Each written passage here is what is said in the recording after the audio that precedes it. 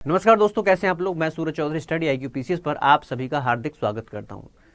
जैसा कि आप सभी को पता है कि 9 बजे का जो सुबह का समय होता है, यहाँ पर हम लोग बुक बैंक सीरीज चला रहे हैं, यानी कि हम अपनी इंपॉर्टेंट बुक्स को कवर कर रहे हैं। और कवर करने का तरीका है, उनको कंप्लीट करने का तरीका है MCQ बेस्ड। तो ज़्यादा समय इस इंट्रोडक्शन में नहीं रखेंगे, सीधा कंटेंट पर आएंगे, यानी कि शुरुआत करते हैं अपने आज के सेशन की। जैसा कि हम सभी को पता होना चाहिए कि हम लोग अभी फिलहाल क्या पढ़ रहे हैं।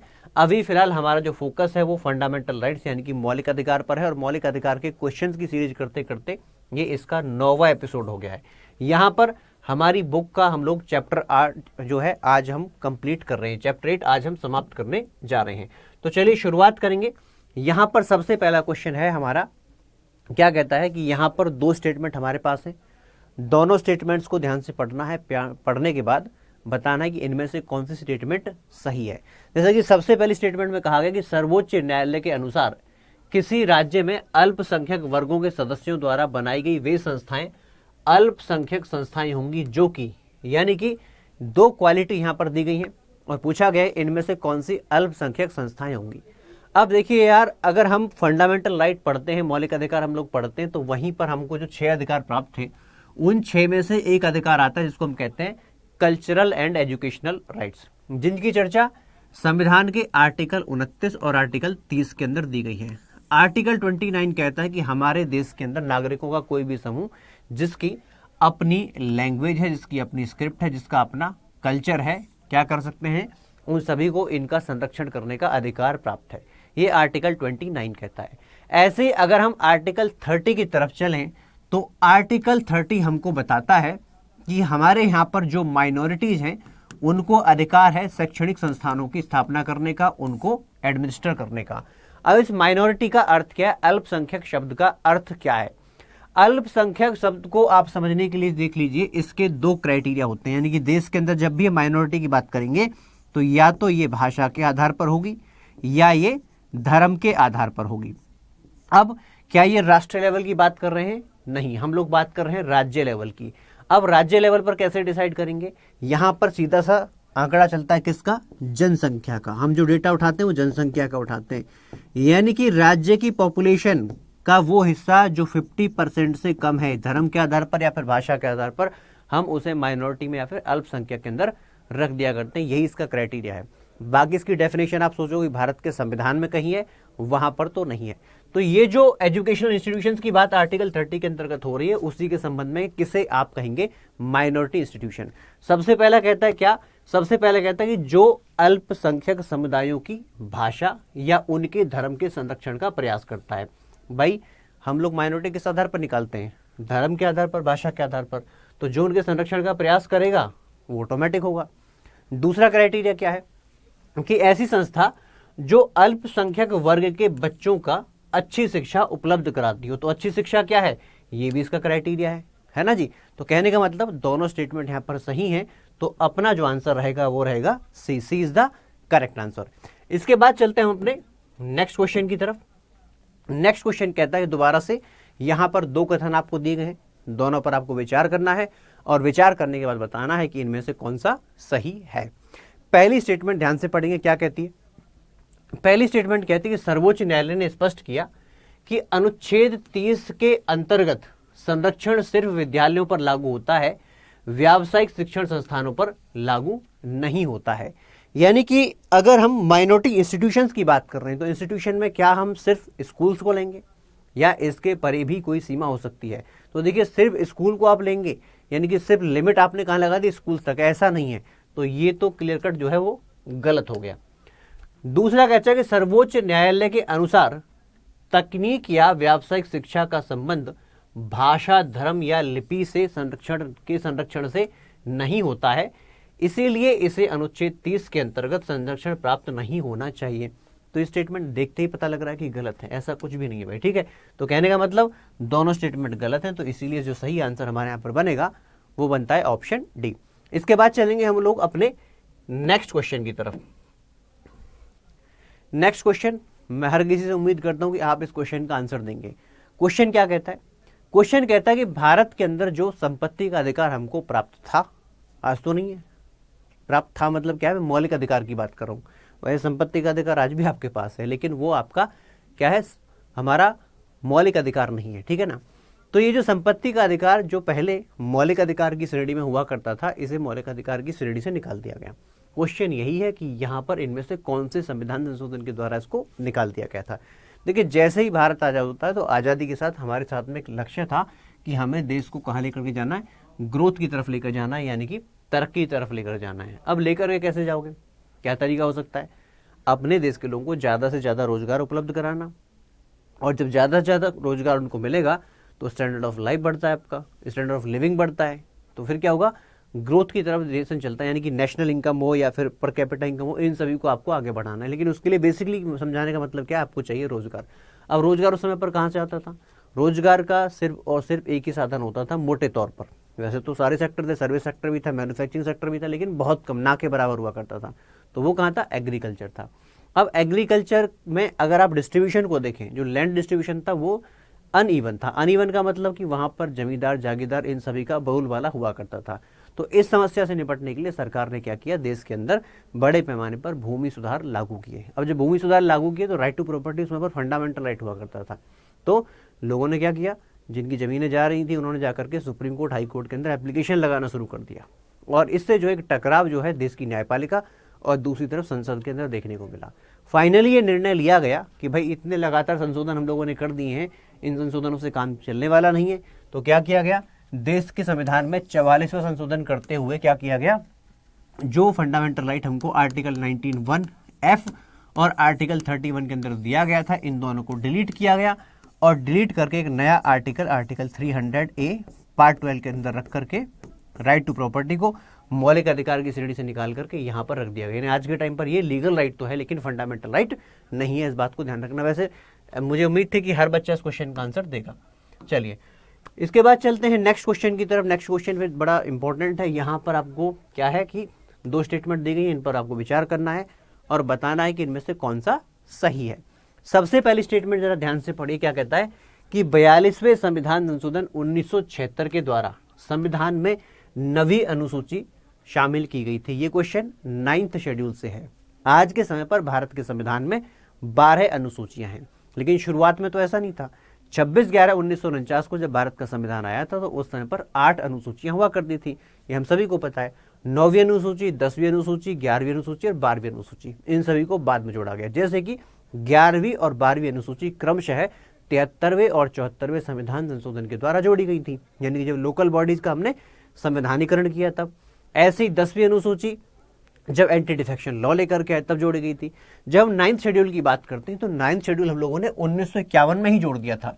तो ये हम लोगों ने कब जोड़ा था, ये हम लोगों ने पहले संविधान संशोधन 1951 के द्वारा ही जोड़ा था। अभी जो मैं आपको बता रहा था कि जो लैंड रिफॉर्म्स राज्यों ने किए, देश के अंदर किए गए, उन पर जुडिशियल रिव्यू ना लगे, सुप्रीम कोर्ट, हाई कोर्ट उनकी जांच ना कर सके, उनको सुन ना सके, इसीलिए 9th शेड्यूल के अंदर उनको ऐड कर दिया गया, लिख दिया गया कि अगर किसी कानून को हम 9th शेड्यूल में रख देते हैं तो फिर क्या होगा, जुडिशियल रिव्यू उस पर नहीं लगेगा। तो ये पहली स्टेटमेंट, ये 42वें संशोधन के द्वारा जो है वो ये जो लेख यहाँ पर लिखा है इस वजह से गलत हो गई। अब दूसरा क्या कहता है कि आज के समय पर अगर कोई प्रविष्टि, कोई भी एंट्री हम 9वीं अनुसूची के अंदर कर दें तो उस पर न्यायिक समीक्षा नहीं हो सकती। ये स्टेटमेंट भी गलत हो जाती है। ये पहले हुआ करता था, लेकिन हम सभी को पता है कि 24 अप्रैल 1973 को देश के अंदर एक अनाउंसमेंट हुई, एक जुडिशियल आप कह सकते हैं एक माइलस्टोन हम लोगों ने प्राप्त किया, और इसके तहत जिसको आप कहते हैं केशवानंद भारती केस कहते हैं, हमको बेसिक स्ट्रक्चर ऑफ कॉन्स्टिट्यूशन मिली, जहां पर क्या कहा गया कि हम संविधान के अंदर उन भागों को नहीं बदल सकते जो कि हमारे संविधान की मूल संरचना का अंग है।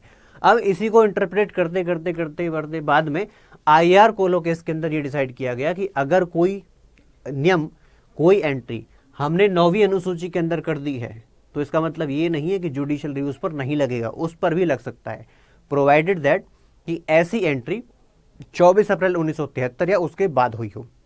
तो आज के समय पर यह स्थिति नहीं है, पहले स्थिति हुआ करती थी। ठीक है, तो कहने का मतलब क्या है, ये दोनों स्टेटमेंट जो है अपनी गलत हो जाती हैं। तो ना तो एक और ना ही दो, यानी कि D is the correct answer. इसके बाद आप लोगों के लिए इंपॉर्टेंट इन्फॉर्मेशन, जो बच्चे यूपीएससी IAS की तैयारी कर रहे हैं, पैसे की कमी है, गाइडेंस की कमी है और इस वजह से अपने लक्ष्य को प्राप्त नहीं कर पा रहे हैं, तो उनके लिए स्टडी IQ के द्वारा यूपीएससी IAS बैच लॉन्च किया गया है, जहां पर 1-to-1 मेंटरशिप आपको मिलती है, गाइडेंस मिलती है, नोट्स पे आपको प्राप्त होते हैं, यानी कि handwritten notes proper PDF form में, PPT फॉर्म में आपको प्राप्त होते हैं। और ज़्यादा इसकी फ़ी नहीं है, इसकी फ़ी बहुत कम है। इस पर भी अगर आप ये कोड लगा देंगे तो ये सिर्फ आपको 18,999 में मिल जाएगी। ये जो बैच है, इससे पहले हमारा एक बैच लॉन्च हो चुका है, उसके अंदर रेस्पॉन्स बहुत शानदार है, तो जल्दी उसको क्लोज करना पड़ गया। डिमांड थी कि और बढ़ाया जाए, तो सेकंड बैच है ये लॉन्च किया गया है सुबह 8 बजे से 11 जुलाई 2022 से। तो अभी आप जाकर इसको सब्सक्राइब कर सकते हैं, या फिर जो तैयारी कर रहे हैं उनको आप ये रेकमेंड कर सकते हैं। चलते हैं अपने नेक्स्ट क्वेश्चन की तरफ। यहां पर कहा गया कि आपके सामने 2 स्टेटमेंट हैं, आपको इन पर विचार करना है और विचार करके फिर से बताना है कि इनमें क्या सही है। एक बात ध्यान रखिएगा आप कि जब आप क्वेश्चन पढ़ते हैं तो क्वेश्चन को बड़ा ध्यान से पढ़ना है। जैसे कि मेन सीरीज में मैंने आपको बताया हुआ है कि क्वेश्चन का नेचर आपको पता होना चाहिए। जब तक आपको पता नहीं कि पूछा क्या गया है, आप आंसर नहीं दे पाएंगे। तो क्वेश्चन हमको बड़ा ध्यान से पढ़ना है कि पूछा क्या गया। कई बार क्या होता है, यहीं पर लिख देगा कि सही नहीं है, तो बच्चा फिर क्या सोचता है कि सही तो करते आ रहे थे, तो गलत कर देता है। तो ये बात आपको ध्यान रखनी है कि क्वेश्चन को आपको ध्यान से पढ़ना है और फिर उसका आंसर देना है। तो चलिए शुरुआत करते हैं अपनी पहली स्टेटमेंट से। पहली स्टेटमेंट कहती है कि 25वें संविधान संशोधन अधिनियम 1971 के द्वारा संविधान में अनुच्छेद 31C जोड़ा गया। 25th अमेंडमेंट के द्वारा 31C को ऐड किया गया। अब इसमें क्या कहा गया, इसके अंदर प्रावधान है कि अनुच्छेद 39B और 39C को लागू करने के लिए यदि कोई कानून बनता है और वह अनुच्छेद 14 और 19 का उल्लंघन करता है, तो इस आधार पर न्यायालय उसे असंवैधानिक घोषित नहीं कर सकता। बेसिकली यहां पर जो चर्चा हो रही है, ये चर्चा हमारे संविधान के 2 भाग, मौलिक अधिकार और नीति निर्देशक तत्व, इन दोनों के बैलेंस की बात कर रहा है। जैसे कि कई बार सरकार कुछ कानून बनाती है जहां पर लोक कल्याण की बात की जाती है। जैसे कि अगर मैं यहीं पर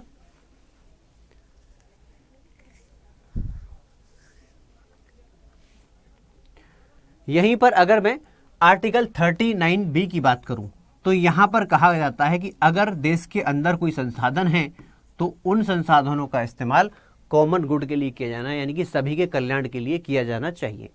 इसी तरीके से अगर हम आर्टिकल 39(6) पढ़ें, तो यहां पर सरकार से कहा गया, राज्य से कहा गया है कि जब भी आप कार्य करें तो कार्य करते समय इस बात का ध्यान रखें कि देश की गतिविधि इस प्रकार से चलनी चाहिए कि कॉन्सेंट्रेशन ऑफ जो वेल्थ है, वो वेल्थ का डिस्ट्रीब्यूशन सही प्रकार से बने, कुछ खास हाथों में वो वेल्थ ना चली जाए। तो ये जो है यहाँ पर राज्य को निर्देश दिए गए। अब राज्य इन दोनों निर्देशों को पालन करवाने के लिए यदि कोई कानून बनाता है और उसमें आर्टिकल 14 के तहत दिया गया इक्वलिटी बिफोर लॉ का उल्लंघन होता है, यानी किसी को प्रिविलेज अगर मिलता है, या फिर आर्टिकल 19 के तहत कोई अगर बाध्यता किसी पर आती है, तो इस आधार पर ऐसे कानून को निलंबित नहीं कर सकते, उसको असंवैधानिक करार नहीं कर सकते। तो ये बात जो है बिल्कुल सही है और इसको 25वें संविधान संशोधन के द्वारा ही जोड़ा गया था। तो दोनों स्टेटमेंट हमारी क्या है, दोनों के दोनों स्टेटमेंट हमारी बिल्कुल सही है। इसके बाद हम आगे चलें और यहां पर देखते हैं कि फिर से अपने पास 2 स्टेटमेंट हैं और उनको आपको बताना है कौन सा इसमें से सही है। पहली स्टेटमेंट कहती है कि भारतीय संविधान के वर्तमान प्रारूप में 31C शामिल नहीं है। क्या ये पॉसिबल? अभी तो हमने देखा था कि 25वें संशोधन के द्वारा उसको जोड़ा गया था, तो आज के टाइम पर तो ये भैया शामिल है, गलत हो गया। दूसरा कहता है अनुच्छेद 31C को 44वें संविधान संशोधन के द्वारा हटा दिया गया। देखिए आर्टिकल 31C के अंदर बदलाव तो हुआ था, जैसे आर्टिकल 31C को 25वें संशोधन के द्वारा जोड़ा गया। 42वें संशोधन के द्वारा यह कहा गया था कि अगर हम कोई भी कानून बनाते हैं जो कि फंडामेंटल राइट आर्टिकल 40(19) का उल्लंघन करता है, तो सिर्फ 39B और C को नहीं।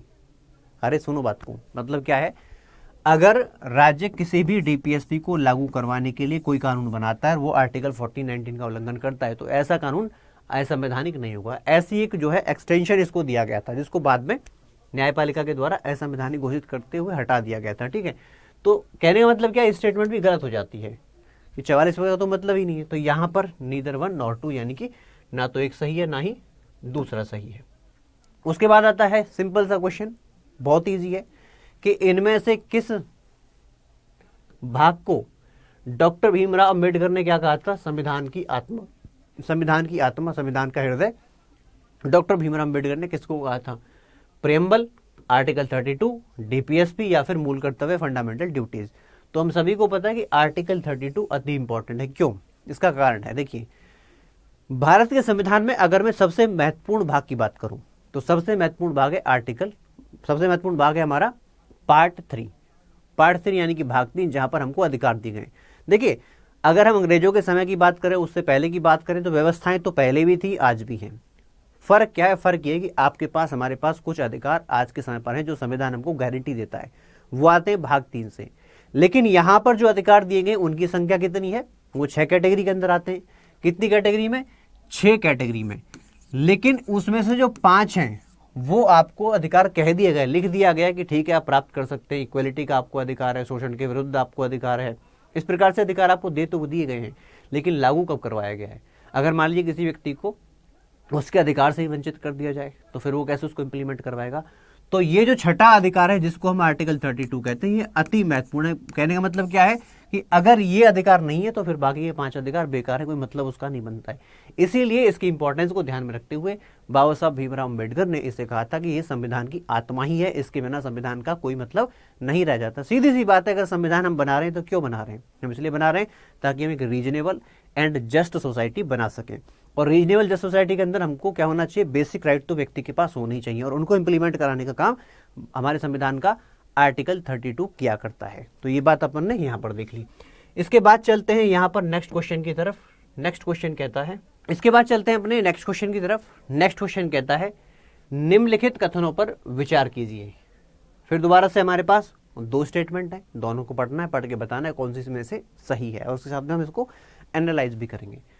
आर्टिकल 32 द्वारा प्रदत्त सर्वोच्च न्यायालय की शक्ति का विस्तार भारत के अंदर जो है सभी राज्यों पर लागू होता है, किंतु संघ शासित क्षेत्रों पर लागू नहीं होता। आर्टिकल 32 के अंतर्गत सुप्रीम कोर्ट को क्या अधिकार है? आर्टिकल 32 के अंतर्गत सुप्रीम कोर्ट के अधिकार दिया गया है कि यदि किसी व्यक्ति के मौलिक अधिकार का उल्लंघन होता है तो वो सीधा सुप्रीम कोर्ट जा सकता है, और सुप्रीम कोर्ट उस अधिकार को लागू करवा सकता है। तो उसकी सीमा क्या रहेगी? उसकी सीमा वहां तक रहेगी जहां तक भारत का संविधान लागू होता है। ये तो यूटी वाली बात ही नहीं है, ये गलत हो गया। यानी कि भारत के हर क्षेत्र में, टेरिटरी ऑफ इंडिया के अंदर वो लागू होता है, चाहे वो राज्य हो, चाहे यूटी हो, या भारत के द्वारा कोई एक्वायर्ड टेरिटरी हो, वहां पर भी उसे लागू किया जाता है। इसके बाद में कहा गया है कि मूल अधिकारों के उल्लंघन पर कोई व्यक्ति सीधे सर्वोच्च न्यायालय का दरवाजा खटखटा सकता है। क्या ये सही है? आर्टिकल 32 है ही इसलिए कि किसी के फंडामेंटल राइट का उल्लंघन हो तो वो सीधा सुप्रीम कोर्ट जा सकता है। तो कहने का मतलब सेकंड स्टेटमेंट सही है। तो यहां पर अपना आंसर क्या बनता है? अपना आंसर बनेगा ओनली 2, यानी कि केवल 2। इसके बाद नेक्स्ट क्वेश्चन, दोबारा से 2 स्टेटमेंट है, पढ़ेंगे, देखेंगे कौन सी इनमें से सही है। सबसे पहले कहा गया है अनुच्छेद 32 का प्रयोग सिर्फ मूल अधिकारों के उल्लंघन के मामले में किया जा सकता है और समस्या के समाधान के लिए नहीं किया जा सकता।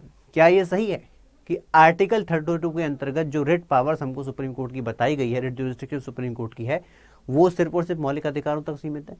क्या सुप्रीम कोर्ट किसी और मामले को इसके अंतर्गत नहीं सुन सकता? भाई सीधी सी बात है, आर्टिकल 32 फंडामेंटल राइट का ही एक हिस्सा है। तो ये जो पावर है, ये शक्ति सिर्फ और सिर्फ मौलिक अधिकार तक ही सीमित है।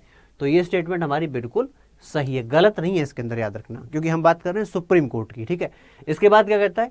अनुच्छेद 32 के संबंध में यह प्रावधान है कि पीड़ित व्यक्ति अधिकतम 2 माह के भीतर ही न्यायालय में प्रतिवेदन दे सकता है, अन्यथा नहीं दे सकता। मतलब मान लीजिए किसी व्यक्ति के साथ कोई ज्यादती हो जाए, उसके राइट टू लाइफ या पर्सनल लिबर्टी का उल्लंघन हो जाए, तो जब से उल्लंघन हुआ है उसके 2 महीने के भीतर ही वो रिपोर्ट कर सकता है, बाद में रिपोर्ट नहीं कर सकता।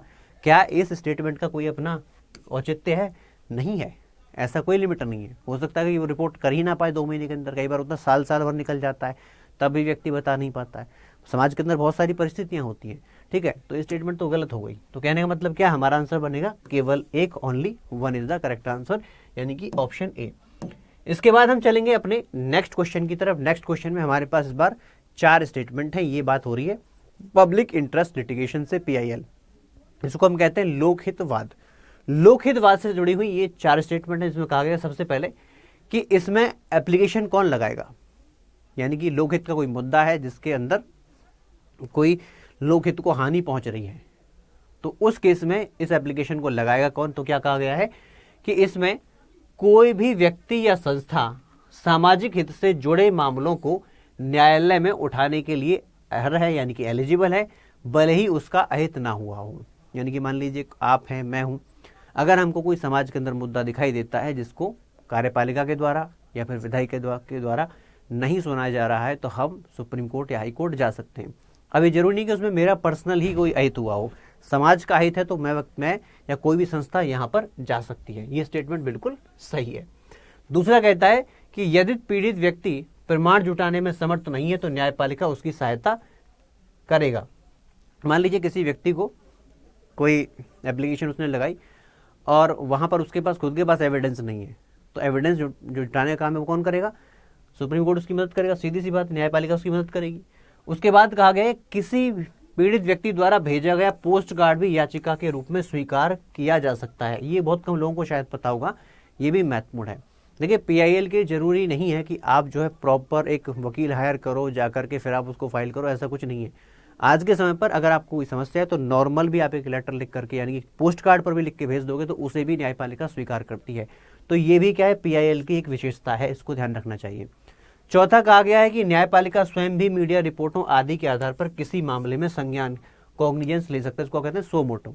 जरूरी नहीं है कि न्यायपालिका के सामने कोई जाए ही, हो सकता है जैसा सुबह सुबह CGI सुबह उठ कर अखबार पढ़ रहे हो, उनको कुछ दिखाई दिया तो खुद भी संज्ञान ले सकते हैं, बुला सकते हैं कि भाई इसके अंदर क्या चल रहा है। तो ये भी बिल्कुल सही है, ये भी PIL के अंतर्गत आता है। तो कहने का मतलब यहाँ पर 1, 2, 3 और 4 ये सब के सब सही है।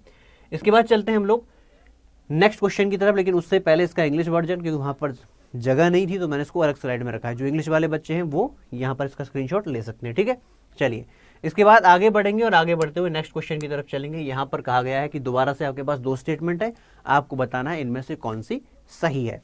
सबसे पहला कहता है कि भारत में यदि प्रार्थी अपने मूल अधिकार के उल्लंघन के निवारण हेतु समुचित रिट के लिए प्रार्थना नहीं करता है तो न्यायालय उसके दावे को खारिज कर देगा। दूसरा है, भारतीय न्यायपालिका ने रिट अधिकारिता को सिर्फ नकारात्मक रूप तक सीमित न रखते हुए उसके सकारात्मक रूप पर भी बल दिया है। देखिए जब हम रिट की बात करते हैं तो रिट का मतलब क्या है? रिट का मतलब है यदि किसी व्यक्ति के मौलिक अधिकार का उल्लंघन हो तो ऐसा व्यक्ति सीधा सुप्रीम कोर्ट यानी कि डायरेक्ट सुप्रीम कोर्ट जा सकता है। अब जब ये व्यक्ति यानी कि इसको पीड़ित है, ये डायरेक्ट जब सुप्रीम कोर्ट जाएगा तो वहां पर सुप्रीम कोर्ट क्या करेगा? सुप्रीम कोर्ट वहां पर विशेष प्रकार के आदेश जारी करता है जिनको हम रिट यानी कि न्यायादेश कहते हैं। अब ये होते हैं 5 प्रकार के, आप जानते ही होंगे इसको, वैसे यहाँ पर मैंने मेंशन तो कहीं किया नहीं है लेकिन बता देता हूँ। हैबियस कॉर्पस जिसको हम लोग बंदी प्रत्यक्षीकरण कहते हैं, उसके बाद प्रोहिबिशन जिसको हम निषेध कहते हैं, उसके बाद जो है प्रोहिबिशन के बाद सैचुरी जिसको हम कहते हैं उत्प्रेषण, मैंडेमस जिसे हम जानते हैं परमादेश के नाम से, और उसके बाद को वारंटो जिसे हम लोग अधिकार प्रच्छा के नाम से जानते हैं। तो 5 प्रकार की रिट जो है सुप्रीम कोर्ट फंडामेंटल के राइट के वायलेशन के क्षेत्र में जारी किया करता है। उसी से जुड़ा हुआ ये क्वेश्चन है, क्या कहता है कि यदि प्रार्थी जो है मूल अधिकार के उल्लंघन के निवारण हेतु समुचित रिट के लिए प्रार्थना नहीं करता है तो उसमें क्या होगा कि उसके दावे को खारिज कर देगा न्यायपालिका। क्या ये सही है? बिल्कुल सही नहीं है। दूसरा कहता है कि भारतीय न्यायपालिका ने रिट अधिकारिता को, ये जो रिट ज्यूरिसडिक्शन है, इसके 2 एस्पेक्ट रखे गए हैं, पॉजिटिव एंड नेगेटिव। नेगेटिव का मतलब क्या होता है? यहाँ पर इस बात को समझ लेना, बहुत कम बच्चे शायद इस बात को जानते हों कि ये जो नकारात्मक या सकारात्मक रूप है इसका मतलब क्या है। देखिए जब न्यायपालिका के सामने कोई मुकदमा जाता है तो और हो सकता है ऐसे मामले में सरकार के द्वारा बनाया गया कोई कानून, उनके द्वारा किया गया कोई कार्य हो सकता है कि वो सही ना हो और उसको असंवैधानिक घोषित कर दिया जाए, जैसा कि होता भी है। समय समय पर देश की न्यायपालिका के द्वारा बहुत से कानूनों को, बहुत से कार्यों को असंवैधानिक घोषित किया गया है। अब इसको कहते हैं नकारात्मक रूप, कि भाई यहाँ से आपने उनको उठा करके कैंसिल कर दिया।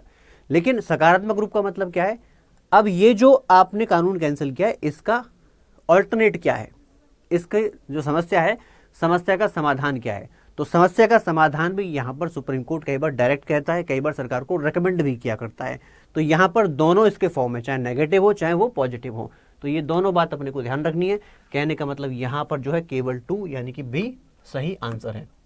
इसके बाद हम लोग चलते हैं अपने नेक्स्ट क्वेश्चन की तरफ। 4 स्टेटमेंट हमारे पास हैं, आपको पढ़ना और बताना है कौन सी इसमें से सही है, किसके मामले में है। ये कहता है कि निम्न में से किन मामलों में बंदी प्रत्यक्षीकरण रिट जारी नहीं की जा सकती है। देखिए बंदी प्रत्यक्षीकरण का मतलब क्या है? होता क्या है, मान लीजिए किसी व्यक्ति के मौलिक अधिकार का उल्लंघन हो गया। कौन सा मौलिक अधिकार? एक व्यक्ति ए है जिसने व्यक्ति बी को क्या किया? कैद कर लिया, इसको कैद कर लिया गया। तो बी को कुछ अधिकार प्राप्त है, जैसा कि हर व्यक्ति को प्राप्त है भारत के अंदर। क्या? Right to life and personal liberty article 21, यानी कि बिना किसी कारण के उसे कैद नहीं किया जा सकता, ना ही उसके जीवन से खिलवाड़ हो सकता है, ना ही जो गरिमा यानी कि आत्मसम्मान के साथ जीवन जीने का उसका अधिकार है उसे कोई उससे छीन सकता है। ये अधिकार इस व्यक्ति को आर्टिकल 21 के तहत दिए गए हैं। अब मान अगर बी को कैद कर लिया गया है तो इसका बेसिक अधिकार जिसको हम कहते हैं right to life and personal liberty उसका उल्लंघन हुआ है। ऐसे में इस व्यक्ति के पास क्या अधिकार है? ऐसे में इस व्यक्ति के पास अधिकार है कि वह जाकर के सुप्रीम कोर्ट जाकर के अपील कर सकता है, यानी कि अपना दुख वहां पर बता सकता है। लेकिन हो सकता है ये ना बता पाए तो उस केस में कोई इसका सगा संबंधी भी जाकर के बता देता है।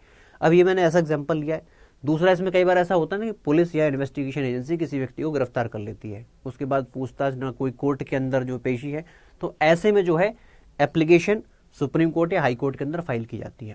अब जब मामला अदालत के पास जाता है तो अदालत क्या कहती है? अदालत कहती है to have the body of, यानी कि हैबियस कॉर्पस, ये वाली रेट जारी करती है।